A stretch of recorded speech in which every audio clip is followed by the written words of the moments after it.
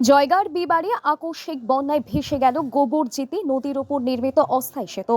রাতভর ভারী বর্ষণের জেরে গোবরজিতি নদীর প্রবল স্রোতে সেতুটি ভেসে যাওয়ায় যোগাযোগ ব্যবস্থা ব্যাহত হয়েছে এবং স্থানীয় বাসিন্দাদের মধ্যে উদ্বেগ ছড়িয়েছে।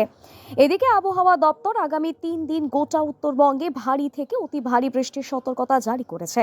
পরিস্থিতির আরও অবনতি হতে পারে বলে আশঙ্কা করা হচ্ছে। প্রশাসনের পক্ষ থেকে বাসিন্দাদের সতর্ক থাকার এবং অপ্রয়োজনীয় যাতায়াত এড়ানোর পরামর্শ দেওয়া হয়েছে। আপনারা দেখছেন আওয়াজ নিউজ 24x7, বাংলা ও জাতীয় খবর, দ্রুত, নিরপেক্ষ ও বিশ্বাসযোগ্য খবর।